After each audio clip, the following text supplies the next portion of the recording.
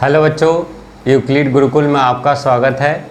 6.2 exercise class 9th question number 4 को आज हम सॉल्व करेंगे।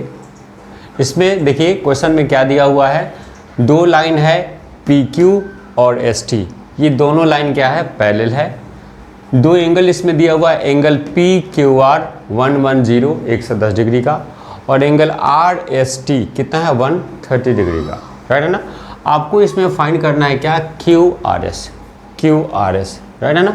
अब ज़रा देखिए, ये दो लाइन है पैरेलल, ये है और एंगल देखो कहीं और बन रहा है। इस दोनों के बीच में इस एंगल का कोई रिलेशन नहीं है, तो जाहिर सी बात है हम सॉल्व कैसे करेंगे, है ना।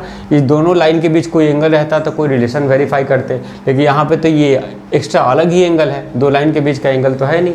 तो इसके लिए हमें कुछ नया चीज़ करना पड़ेगा, इसमें कुछ कंस्ट्रक्शन करना पड़ेगा। किस लिए, ताकि हम रिलेशन को फाइंड कर सकें, राइट है ना। तो हम पॉइंट R से एक लाइन ड्रॉ करेंगे। देखिए हम ड्रॉ कर रहे हैं एक लाइन, ये हम कंस्ट्रक्शन कर रहे हैं किस लिए, QRS का मान फाइंड करने के लिए।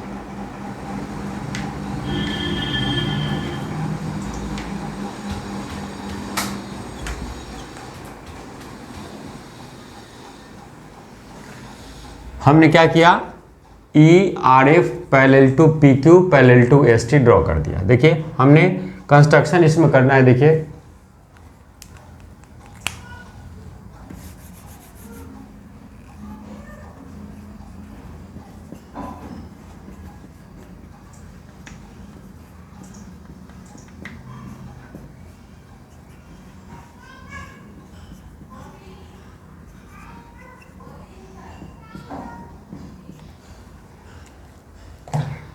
देखिए हमने ड्रॉ किया, draw ERF line parallel to PQ parallel to ST, right है ना। हमने एक EF लाइन जो R पॉइंट से होकर क्या कर रही है, जा रही है, हमने ड्रॉ किया जो ST के पैरेलल है और ST ऑलरेडी PQ के पैरेलल है, तो ये लाइन इसके पैरेलल भी होगी और ये लाइन ST के पैरेलल भी होगी, राइट है ना। अब देखिए अब हम सॉल्यूशन करते हैं। अब इस दोनों के बीच रिलेशन मिल गया।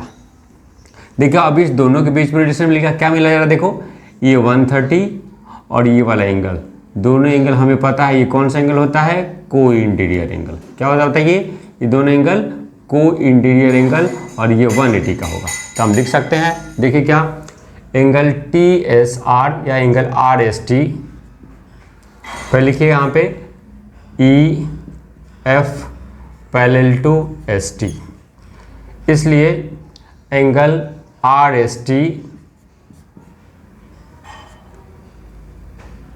Plus angle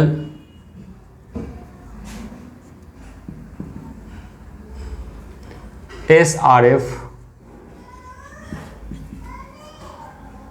equal to 180। क्यों हो गया 180, सम ऑफ को इंटीरियर एंगल, सम ऑफ को इंटीरियर एंगल, एक ही तरफ के अंतः कोणों का योग, एक ही तरफ के अंतः कोणों का योग, राइट है। ये हम जानते हैं, प्रॉपर्टी ऑलरेडी पढ़ चुके हैं। RST का मान 130 plus angle SRF equal to 180, angle SRF equal to 180 minus 130, angle SRF equal to 50 degree का। SRF कितने डिग्री का हो गया बताइए, 50 डिग्री का। एक तो निकल गया, लेकिन हमें ये तो निकालना नहीं है SRF, हमें निकालना है QRS, ठीक है ना। अब हम फिर देखते हैं PQ parallel to EF, PQ parallel to EF। इस कंडीशन में देखो QR ट्रांसवर्सल लाइन होगा, तो ये कोण देखो और ये कोण दोनों कौन सा होगा, अल्टरनेट इंटीरियर एंगल। ये देखो एंगल और ये एंगल कौन सा एंगल है, अल्टरनेट इंटीरियर एकांतर अंतः कोण बराबर होगा। लिख सकते हैं angle QRF angle Q R F equal to angle P Q R, right. Angle Q R F equal to P Q R कितने का है 110 डिग्री का, राइट है।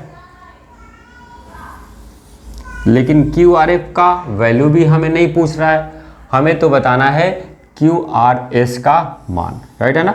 देखिए हम कैसे बता देंगे। अब जरा देखो angle Q R S plus में angle S R F equal to लिख सकते हैं angle Q R F, right है ना। हमें बताना है क्यू आर एस का मान, angle Q R S, S R F का वैल्यू देखिए निकला हुआ है कितना 50 डिग्री, यहाँ पुट कर देंगे 50 डिग्री, राइट है ना। और एंगल क्यू आर एफ का मान भी कितना है 110 डिग्री, राइट। अब हम क्यू आर एस का मान इजीली निकाल सकते हैं 110 माइनस 50, 110 में से 50 जाएगा तो कितना होगा बताइए 60 डिग्री का। देखिए हमारा जो मेन टारगेट क्या था एंगल क्यू आर एस का मान निकालना, तो क्यू आर एस कितना आया 60 डिग्री का। इसके लिए हमने एक्स्ट्रा एक कंस्ट्रक्शन करना पड़ा, ई एफ को पहले लाइन एस टी और पी क्यू के खींचना पड़ा, तब जाकर हम निकाले angle Q R S 60 degree का। आशा करते हैं आपको समझ में आया होगा। मिलते हैं नेक्स्ट क्वेश्चन में नए वीडियो के साथ, तब तक के लिए धन्यवाद, जय हिंद।